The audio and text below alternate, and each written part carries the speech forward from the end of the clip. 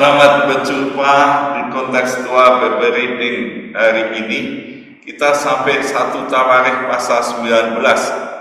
1 Tawarikh 19. Sudah itu matilah Nahas raja Bani Amon, lalu anaknya menjadi raja menggantikan dia. Lalu berkatalah Daud, aku akan menunjukkan persahabatan kepada Hanun bin Nahas, sebab ayahnya telah menunjukkan persahabatan kepadaku. Sebab itu Daud mengirim utusan untuk menyampaikan pesan turut berduka cita kepadanya karena kematian ayahnya. Tetapi ketika pegawai-pegawai Daud sampai ke negeri Bani Amon itu, kepada Hanun untuk menyampaikan pesan turut berduka cita kepadanya, berkatalah pemuka-pemuka Bani Amon itu kepada Hanun, apakah menurut anggapanmu Daud hendak menghormati ayahmu?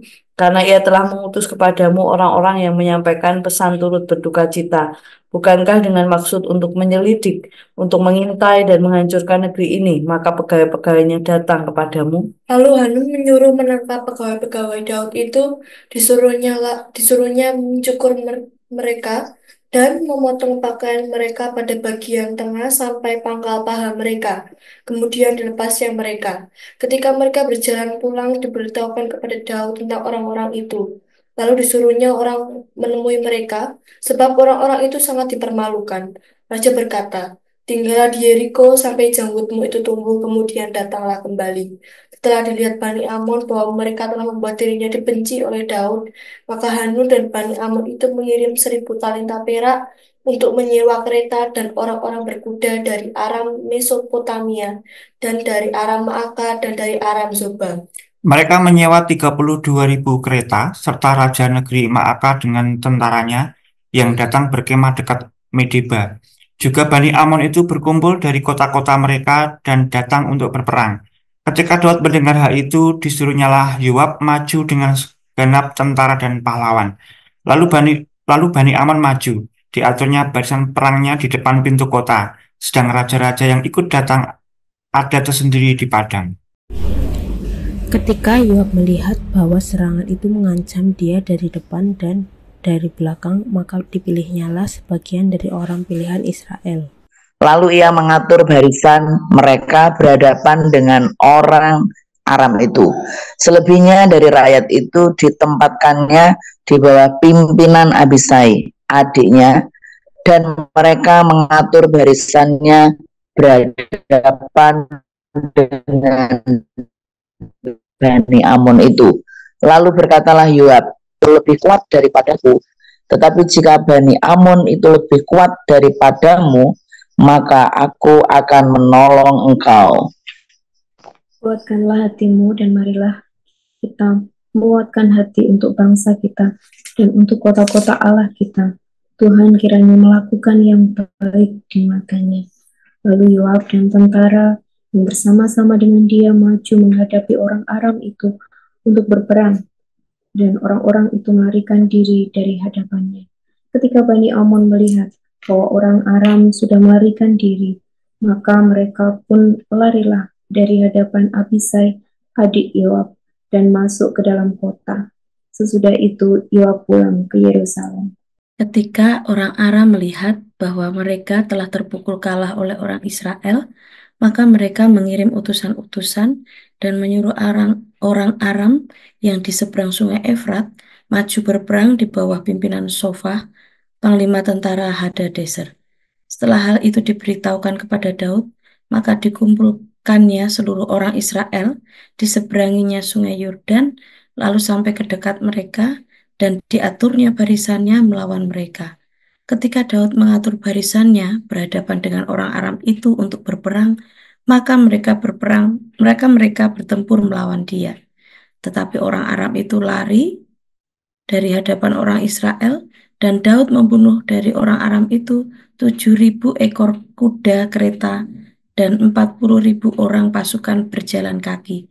Juga Sofah, panglima tentara itu, dibunuhnya. Ketika dilihat orang-orang yang takluk kepada Hadadezer bahwa mereka telah terpukul kalah oleh orang Israel, maka mereka mengadakan perdamaian dengan Daud dan takluk kepadanya. Sesudah itu orang Aram tidak mau lagi memberi pertolongan kepada Bani Amon. Ya, kita sampai ke 1 Tawarikh 19. ini dalam satu rangkaian bahwa di kitab Tawarikh ini mau menunjukkan bagaimana riwayat Daud, dan di bagian yang lalu sampai sekarang ini kita melihat bahwa ada satu bagian yang menunjukkan Daud ini sebagai raja yang penuh kemenangan karena disertai oleh Tuhan. Nah, di pasal 19 ini kita melihat bahwa lawan-lawannya termasuk Bani Amon, ada satu raja yang bersahabat dengan Daud, yaitu Nahas. Nahas ini satu saat mati, dan ini digantikan oleh Hanun anaknya.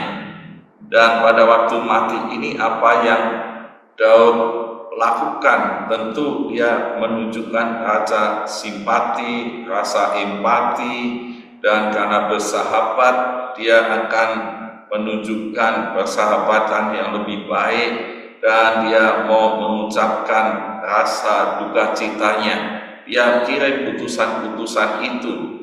Maka kita melihat di bagian ini bahwa niat Daud itu niat yang suka bersahabat dengan damai, dan ini menunjukkan satu karakter raja yang sekalipun penuh dengan kemenangan, dia mau menunjukkan niat yang mau berdamai. Tapi apa yang terjadi, justru pembisik-pembisik Hanun ini punya perspektif yang negatif, bahwa utusan-utusan Daud ini dianggap sebagai pengintai dan yang akan menghancurkan ini Bani Amon. Maka dia bisiki Hanun. Dari sini kita melihat bahwa raja perlu hati-hati juga, karena ada pembisik-pembisik belum tentu punya pendapat yang benar.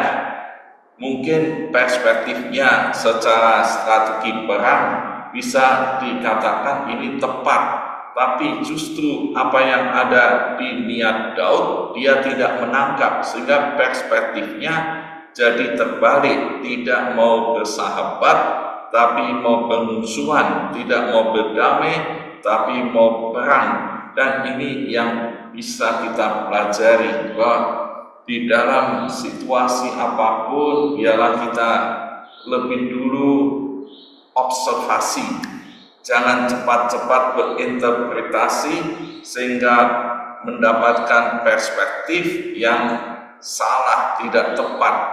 Dan ini dilakukan oleh para pembisik Hanun, dan ternyata Hanun pun berespon sama dengan pembisik-pembisik ini, petinggi-petinggi. Akhirnya Hanun menyuruh menangkap utusan-utusan yang disuruh Daud untuk memberikan ucapan duka cita, malah ditangkap dan dicukur. Ini satu hal yang sangat memalukan bagi orang Israel, dan bagi orang-orang lain pun. Tradisi waktu itu, mereka yang dicukur itu dianggap budak. Jadi apa yang terjadi dari utusan-utusan Daud itu dianggap penghinaan, dianggap ini budak, dan bajunya pun disobek sampai bawah, dan ini menunjukkan penghinaan yang sangat. Dan ini dilaporkan pada Daud. Daud katakan ya sudah, tinggal saja di Yeriko sampai bertumbuh itu rambutnya, jenggot ini lagi. Dan Daud masih terlihat ini respon sangat lambat. Daud masih menunggu. Ternyata Hanun ini tidak sekedar menghina, tapi justru mempersiapkan pasukannya. Dia minta bantuan dari Bani Aram yang dia bayar ini 32.000 kereta dan pasukan yang sangat banyak. Dia sewa, dia bayar dari Aram ini, dari Aram bapak pasukan yang dia bayar supaya mempersiapkan untuk perang dengan Daud.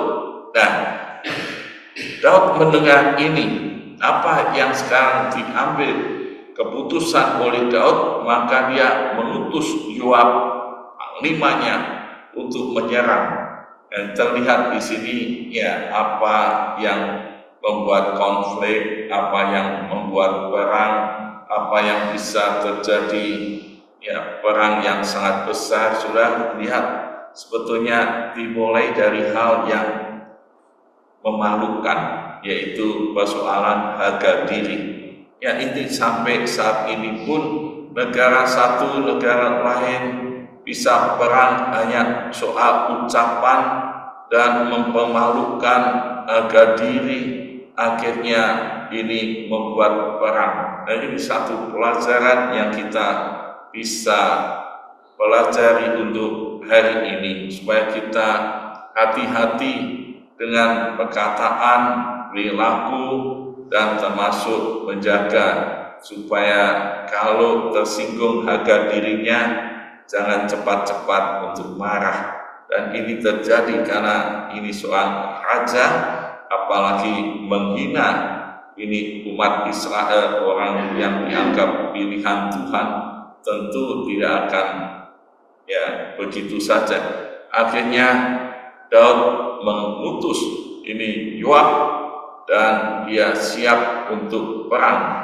Yang dihadapi adalah Bani Amon dengan pasukan Aram yang akan membantu ini. Bagaimana strategi yang dipakai oleh Yoab untuk menghadapi peperangan ini? Ternyata Yoab punya strategi untuk membagi dua pasukan itu. Satu dia hadapi, yaitu yang Bani Aram.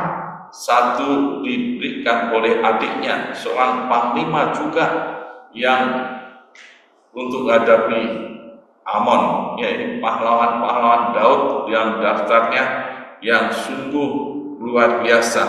Dan strategi yang diterapkan Yoab, apabila dia lemah karena serangan itu kuat, maka diminta Abisai menolong dia. Tapi sebaliknya, kalau pasukan Abisai diserang dan lebih terdesak, lebih lemah, maka Yoab akan membantu. Jadi dari sini kita melihat strategi di dalam menghadapi lawan musuh dalam peperangan, yaitu saling membantu, kolaborasi, kata bahasa masa kini. Saling kolaborasi, saling komplementer, saling menolong. Dan ini terlihat ya, kata Amsal Sulaiman, 2 orang, 3 orang akan lebih kuat daripada 1 orang. Dan ini strategi yang baik untuk kita tiru, teladani di dalam menghadapi persoalan, menghadapi tantangan. Jangan cuma diri sendiri merasa hebat, tapi bisa minta tolong orang-orang yang bisa menolong dan saling membantu. Ini adalah satu persekutuan yang baik. Tapi kita melihat kunci di dalam kemenangan Yoab menghadapi pasukan Aram dan Amon ini adalah dia maju dengan iman. Dikatakan di ayat yang ke-13, kuatkanlah hatimu dan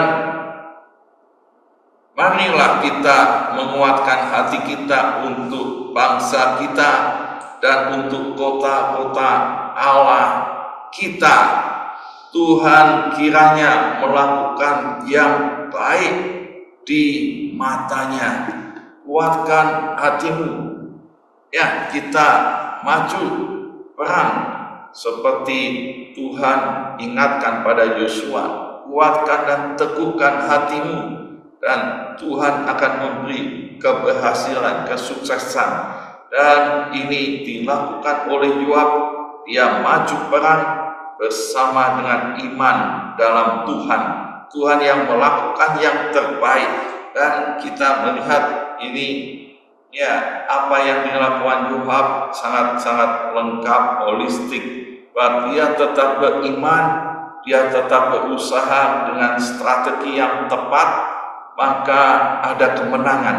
Ya, tidak hanya menyerahkan saja, ya semuanya itu ya berjalan apa adanya tanpa berhikmat, tanpa mengatur strategi. Maka di dalam hidup ini ada strategi hidup Kristen yang diajarkan di STT Gamaliel, bagaimana hidup ini dengan iman pada Tuhan, tapi kita juga mengatur strategi hidup ini supaya tidak kacau dalam hidup ini, dan kita menghadapi tantangan dalam kemenangan.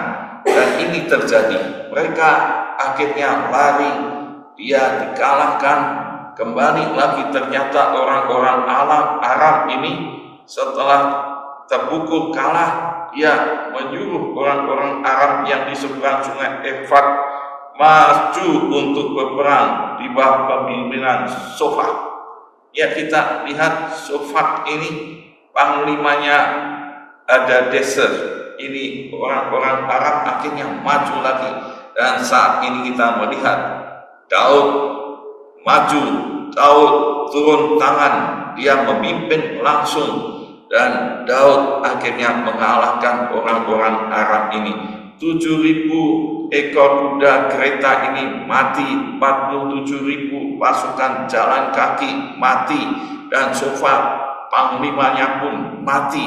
Dan ini menunjukkan bahwa kemenangan ada pada Daud dan orang Israel karena maju perang bersama dengan Tuhan. Akhirnya mereka kalah, mereka takut dan mengadakan pendamaian dan takluk kepada Daud.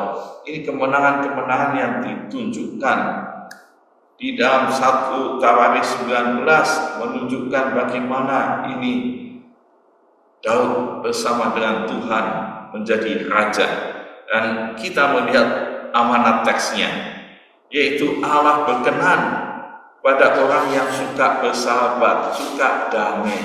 Ini menjadi satu karakter orang percaya. Orang Kristen itu suka bersahabat, suka damai. Yang kedua, Allah itu memberi kemenangan bagi orang-orang yang beriman, yang mengandalkan Tuhan satu-satunya, sekalipun punya strategi, tapi tetap Tuhan yang akan menyertai dan membuat kemenangan itu. Jadi aplikasi hari ini, apakah saya, saudara, suka berdamai dan bersahabat dengan orang lain, sekalipun itu pun musuhnya? Yang kedua, apakah saya selalu beriman, mengandalkan Tuhan, dan dalam menghadapi tantangan dan sebagai banyak persoalan, biarlah kita hidup selalu mengandalkan Tuhan dan beriman. Amin. Tuhan Yesus memberkati. Bapak Ibu Saudara, mari kita pujikan satu-satunya yang mengandalkan. Mungkin hari-hari ini kita sedang mengalami banyak tantangan, pergumulan seperti apa yang dialami Raja Daud. Ada musuh-musuh yang mencoba untuk menghancurkan persahabatan maupun mengalami kesulitan, tapi ketika mereka bersandar kepada Tuhan, Tuhan membela, Tuhan menolong mereka. Satu-satunya yang kuandalkan. Mari kita mau sepakati dalam pujian ini dengan iman. Tuhan yang setia, waktu selalu yang terbaik. Engkau Tuhan sandaranku, dan Tuhan yang tak berharap pada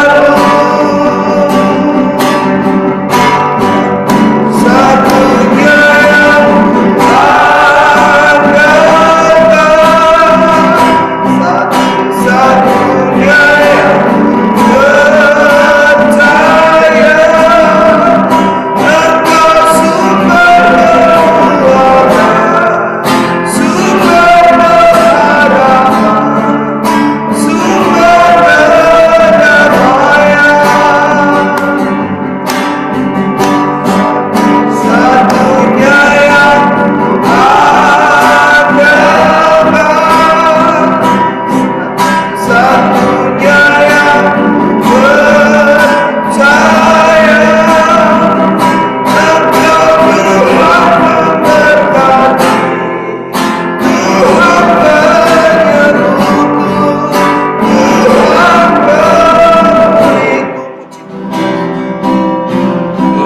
terima kasih buat pagi ini kami dapat pelajaran niat baik Daud yang suka bersahabat dan damai seringkali direspon yang negatif dan yang pengen bermusuhan atau perang, tapi Daud punya hikmat dari Tuhan dan mengandalkan Tuhan, beriman pada Tuhan, lawan-lawannya pun dikalahkan. Hari ini kami terus berdoa Tuhan supaya kami disertai Tuhan, karena tantangan zaman sekarang beda-beda, yang ingin menjatuhkan iman, yang ingin membuat kami terus dalam keadaan dosa atau terus dalam tantangan sakit penyakit.